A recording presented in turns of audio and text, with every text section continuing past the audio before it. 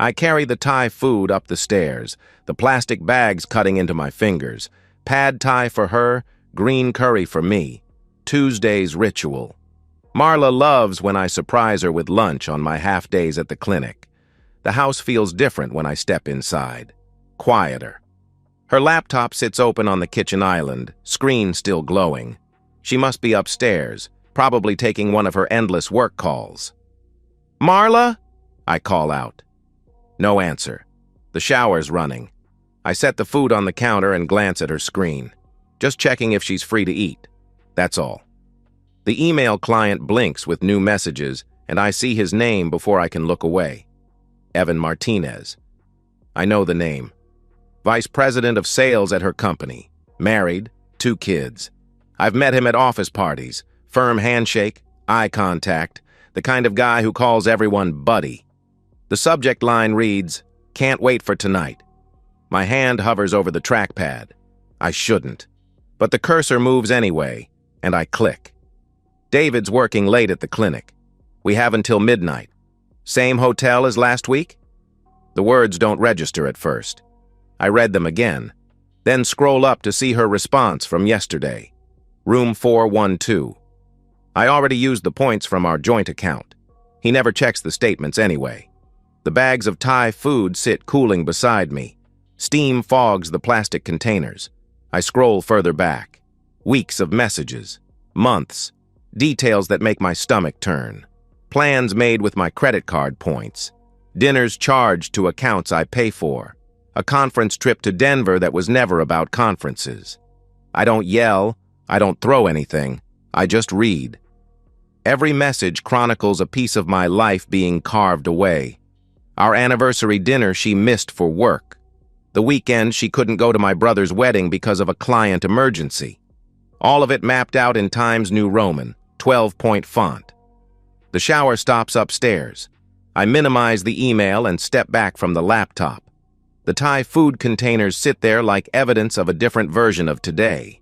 One where I surprise my wife with lunch. Where we eat together and she tells me about her morning. Where I don't know what I know now. Her footsteps creak the floorboards above. I hear her moving around the bedroom, probably getting dressed. Probably preparing for tonight. Room 412. I take out my phone and open the camera. Screenshot after screenshot. I document everything. Email threads, hotel confirmations, credit card statements accessed through her saved passwords. "David?" Marla's voice drifts down the stairs. "That you, honey?" "Yeah," I call back. My voice sounds normal, steady. "Brought Thai food." "Oh, that's sweet. Give me a minute," she replies. I copy the entire email thread to a USB drive I keep in my desk drawer. Medical files, I always tell her when she asks about it. Patient confidentiality. She appears in the kitchen wearing the blue dress I bought her for Christmas. Her hair's still damp from the shower. She smiles and kisses my cheek, the same kiss she's given me every day for 8 years. "Sorry, I was just finishing up some work stuff," Marla says, gesturing toward the laptop. I nod and start unpacking the food. "How's your day going?" "Busy. Really busy." She sits across from me at the island. "I might have to work late tonight. There's this big project with some out-of-state clients." I spoon Pad Thai onto her plate. "Sounds important." "It could be huge for my career," Marla says, taking a bite and closing her eyes. "God, this is perfect. You know exactly what I need." I eat my green curry and watch her face. She's animated when she lies, uses her hands more, touches her hair. 8 years of marriage and I never noticed before. Or maybe I never had reason to look. "Will you be very late?" I ask. "Probably not until midnight. You know how these client dinners go," she replies. I nod again. Room 412. Our credit card points. She reaches across and squeezes my hand. "Thank you for understanding. I know I've been working a lot lately." Her engagement ring catches the light. The same ring I picked out 3 years ago. The same ring that will be photographed by a lawyer next week. "Of course," I tell her. "I want you to succeed." Wednesday morning tastes like copper pennies. I make coffee while Marla showers, and everything looks exactly the same. Same blue mugs, same kitchen table, same wife padding downstairs in her terry cloth robe. "Sleep well?" Marla asks, kissing my forehead. "Like a baby," I reply. She pours coffee and scrolls through her phone. I watch her thumb move across the screen. Wonder if she's texting him. Wonder how long this has been my morning routine without me knowing it. "Big day today?" I ask. "Just the usual meetings," she says. "Oh, and I might have another late night Thursday. This project's really picking up steam." "Thursday's good for me. I have that medical conference call anyway," I tell her. The lie comes easily. There's no conference call. But there will be other things. Conversations with lawyers, accountants, people who know how to dismantle a marriage without leaving fingerprints. At work, I see patients and make small talk about weather and weekend plans. Mrs. Patterson wants to discuss her grandchildren. Mr. Reynolds complains about his knee replacement. Normal people with normal problems. During lunch, I call my attorney. "David?" "Wasn't expecting to hear from you," Richard says. "Richard, I need to see you. Today, if possible." "Everything all right?" "No." He fits me in at 4. His office smells like leather and disappointment. I hand him the USB drive and watch his face change as he scrolls through the emails. "Jesus, David, this is..." Richard shakes his head. "How long?" "At least 6 months. Maybe longer." "You have the prenup I drafted?" he asks. "In my safe at home." "Good. That protects the house and your practice, but we need to move fast on the joint accounts." He leans back in his chair. "How do you want to handle this?" I've been thinking about that question for 36 hours. "Completely." "Define completely," Richard says. "I want her to understand what she's lost." Richard nods slowly. "I can work with that." Thursday evening, I come home with Chinese takeout. Different restaurant, same ritual. Marla's at the kitchen table, laptop closed, phone face down. "You're home early," she says. "Conference call got canceled," I reply, setting the bags on the counter. "Thought we could eat together." She smiles, but it doesn't reach her eyes. "That's nice. I was just finishing up some emails." "For tonight's client dinner?" I ask. "Exactly." The lie flows like water. "Should be done by 10 this time."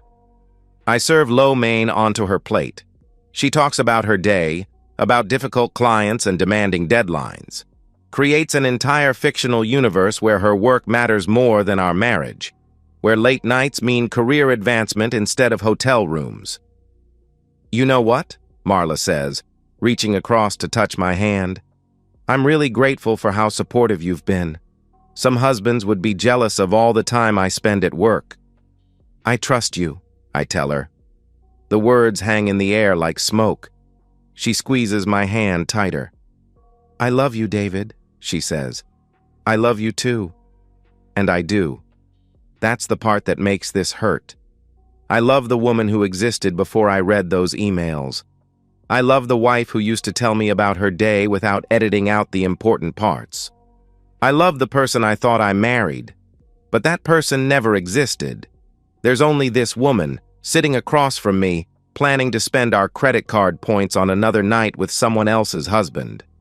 She leaves at 7:30, wearing the black dress I complimented last month. Tells me she looks forward to coming home to me. Kisses me goodbye like she means it. I wait until her car disappears around the corner. Then I call Richard. "It's time," I say. Friday morning, I transfer our joint savings into my personal trust. Legally bulletproof, according to Richard.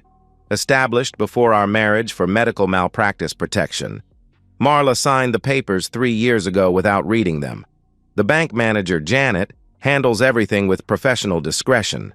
She's processed enough divorce paperwork to recognize the signs. "Will Mrs. Grayson need access to these funds?" Janet asks. "Not anymore," I reply. "I withdraw enough cash to cover my expenses for the next month." Leave her checking account with exactly what she contributed from her last paycheck. Nothing more. At home, I draft an email to Whitmore Corporation's compliance department. No names in the subject line. Just ethics violation, misuse of corporate resources. The email is clinical, factual. I attach screenshots of Evan's messages about using company credit cards for personal expenses, hotel rooms that weren't related to business, dinners that violated conflict of interest policies. I don't mention my wife by name. I don't have to. The evidence speaks for itself. Richard reviews the email before I send it. This will destroy both of them, he tells me. Good, I say. You sure about this? Once you send it, there's no going back. I think about Tuesday's Thai food getting cold on the counter, about her hand squeezing mine while she lied about client dinners, about our credit card points buying hotel rooms for her affair. I'm sure. The email sends at 2:47 p.m. I have a patient consultation at 3. Normal life continuing while I systematically dismantle hers. That evening, Marla comes home unusually quiet.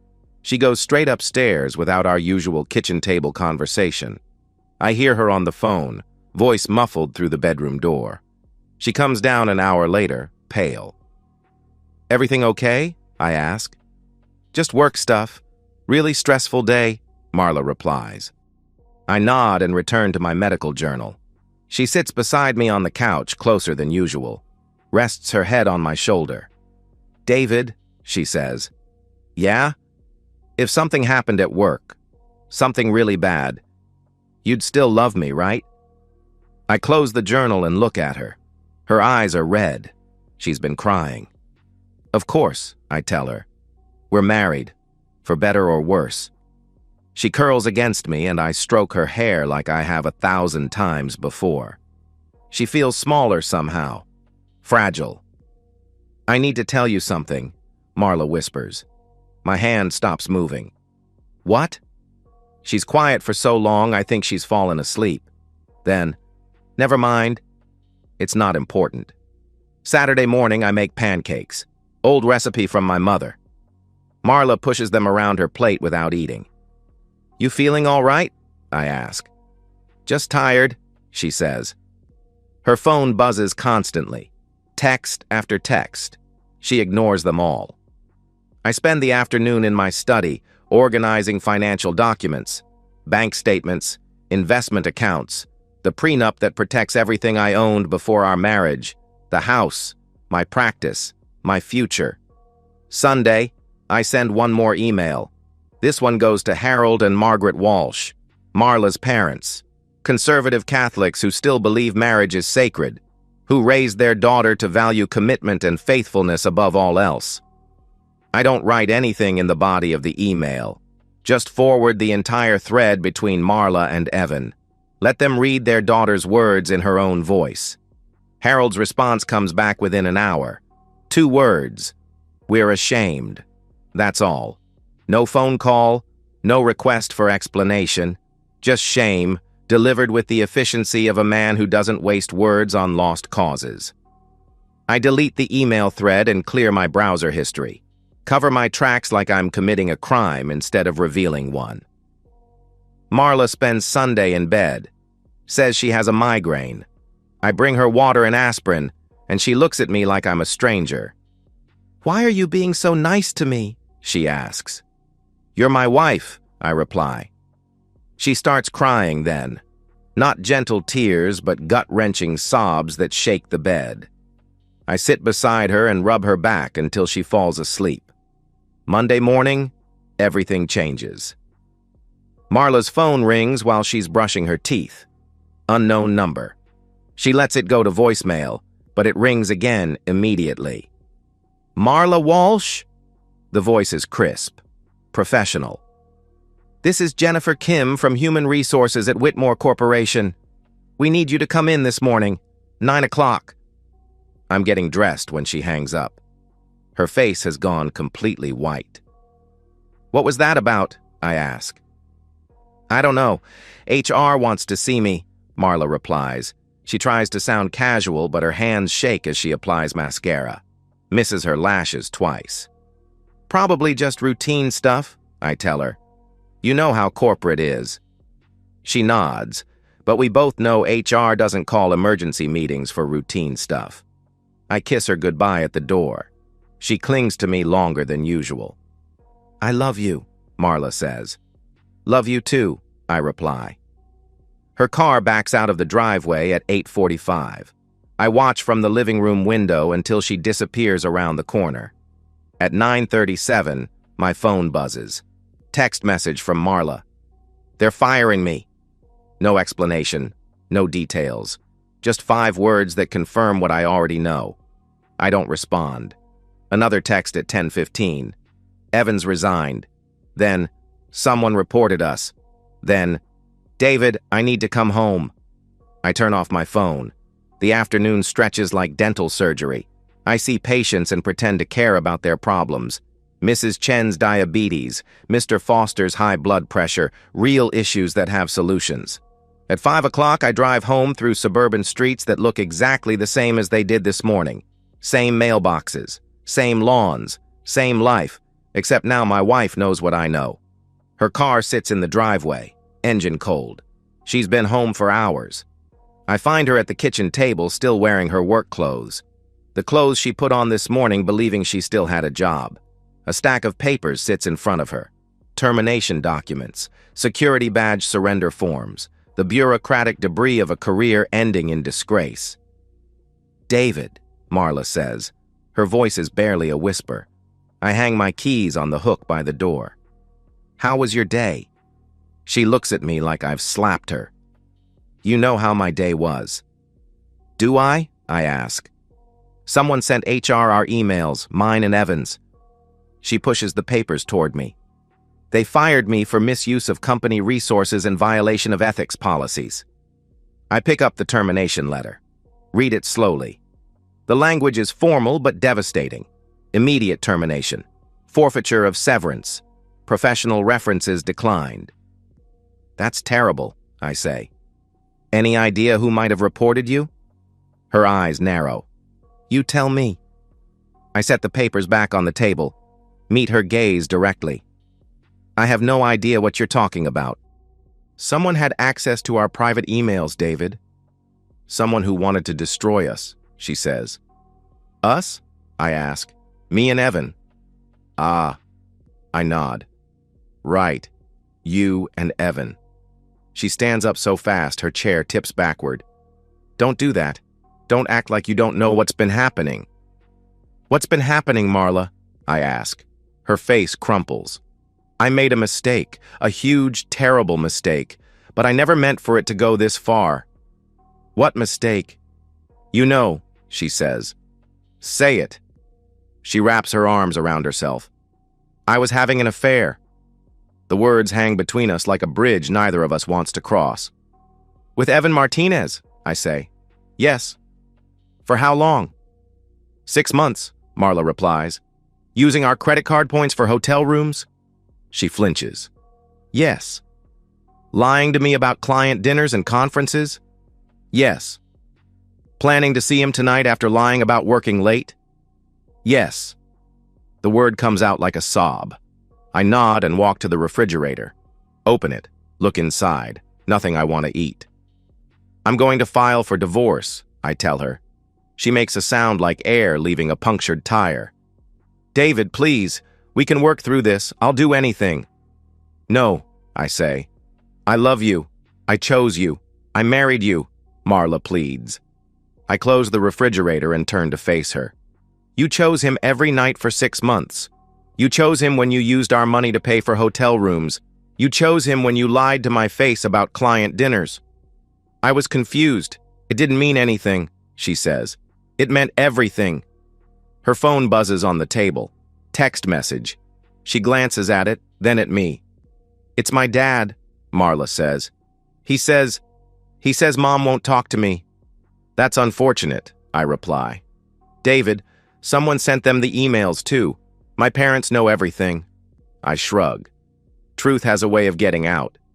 She stares at me for a long moment. You did this. You sent everything to HR, to my parents. Did I ask. Stop playing games. You destroyed my life, she says. I didn't destroy anything. I just stopped pretending it wasn't already destroyed. She lunges toward me, but I step back. She stumbles and catches herself against the kitchen island. You self-righteous bastard, Marla hisses. You think you're so perfect, so morally superior.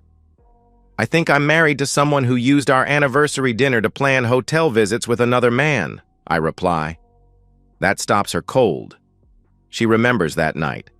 I can see it in her eyes. The restaurant, the wine, her phone buzzing with messages she thought I couldn't see. I'm staying at Richard's tonight, I tell her, moving my stuff out tomorrow. This is your house, she says. I know. The realization hits her like a physical blow. The prenup, the trust fund, the protection I built before we ever met. You can't just throw me out, Marla protests. I'm not throwing you out. I'm leaving. You can stay as long as you like. I don't have anywhere else to go. That's not my problem anymore, I say. I walk upstairs and pack a bag. Essentials only. I'll get the rest later when she's not here to make it complicated. She follows me around the house, pleading, bargaining, threatening. The same progression I've seen from terminal patients when they first get their diagnosis. At the front door, I turn back. The joint accounts are closed, I tell her. Your checking account has what you contributed from your last paycheck, about $800. Her mouth falls open. You can't do that.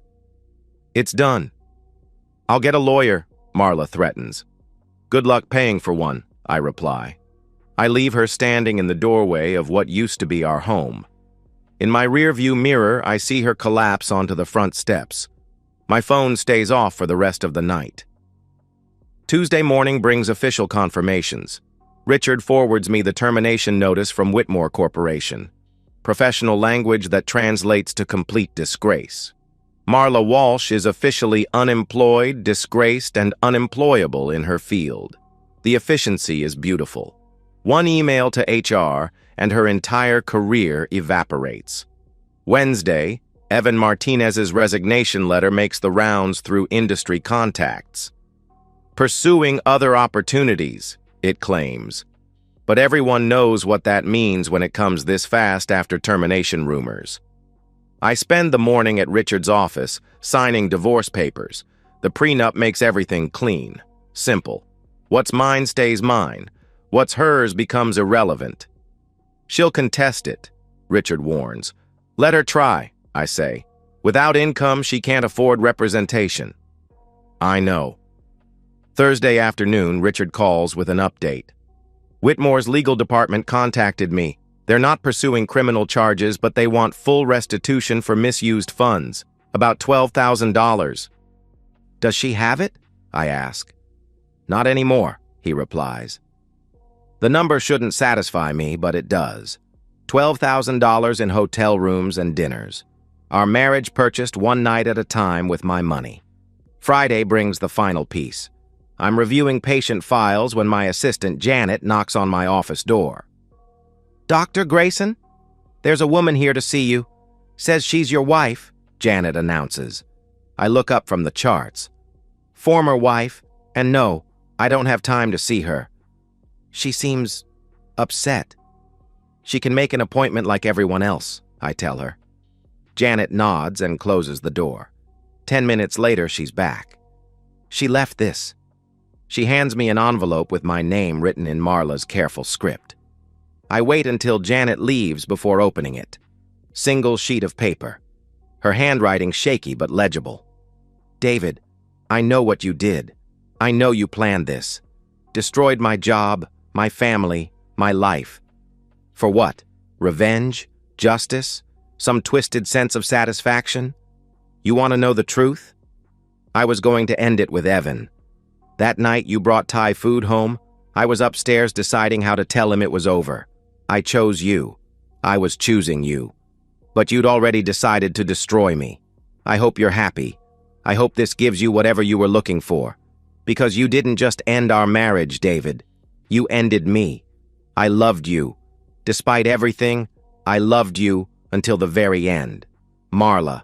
I read the letter twice, then folded it neatly and put it in my desk drawer with the divorce papers. She was going to end it. Maybe. Probably not. But even if she was, it doesn't matter. The damage was already done. 6 months of lies don't get erased by one moment of clarity. The weekend passes quietly. I move my remaining belongings out of the house while she's gone. Leave my key on the kitchen counter. The same counter where I discovered her affair 2 weeks ago. Monday morning, I drive past our old neighborhood on the way to work. The house looks empty. No car in the driveway. Windows dark. I wonder where she went. Then I stop wondering. Tuesday, Richard calls with the final decree. The divorce is official. 8 years of marriage dissolved in less than 2 weeks. The efficiency of legal destruction. She never showed up to contest it, Richard tells me. Where is she? I ask. Does it matter? It doesn't. But I'm curious about the aftermath. About what happens to someone when their entire life implodes in the span of a week. Wednesday provides the answer. I'm driving past the Office Max Plaza when I see her through the window of Pro Staff Temporary Services, sitting in a plastic chair, clutching a cheap purse against her chest like armor.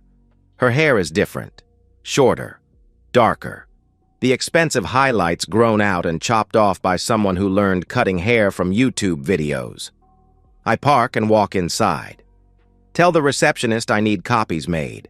Point toward the machine in the corner where I can see her clearly. She's filling out paperwork on a clipboard. Employment application, references, skills assessment. The same forms desperate people fill out when they need any job that pays anything. Her clothes are from Target, maybe Walmart. The black dress she wore to hotel rooms replaced by polyester that pulls across her shoulders, shoes with scuffed heels, a wedding ring that's been moved to her right hand. She looks up when I walk past. Our eyes meet for exactly 3 seconds. In those 3 seconds, I see everything. The recognition, the shame, the knowledge that I orchestrated every piece of her current situation. The realization that the man she married became someone she never knew existed. I see her life reduced to plastic chairs and job applications. Her career destroyed. Her family ashamed. Her future condensed to minimum wage and studio apartments. I see the woman who lied to my face about client dinners while planning another night with someone else's husband. I see justice. She doesn't say anything. Doesn't try to approach me. Just looks away and returns to her paperwork. Pretends I'm not there. I make my copies and leave. In the parking lot, I sit in my car for a moment and watch her through the window. She's talking to a counselor now, probably explaining why she left her last job, probably lying about the circumstances. My phone buzzes. Text message from Richard. Marla's attorney called. She wants to negotiate a settlement for spousal support. I delete the message without responding. The woman in the temp agency isn't my problem anymore. She's not my wife. She's not my responsibility. She's just someone who used to share my name and sleep in my bed and lie to my face every single day for 6 months. I start the engine and drive away. Don't look back. That evening, I eat dinner alone in my new apartment. Takeout from the Thai place. Same pad Thai I brought home 3 weeks ago when I still believed in my marriage. It tastes different now. Better somehow. I think about Marla sitting in that plastic chair. About the moment our eyes met. About the look on her face when she realized I'd won. Because that's what this was. A game. She started it the first time she lied about working late. The first time she used our credit card points for someone else. The first time she chose him over me.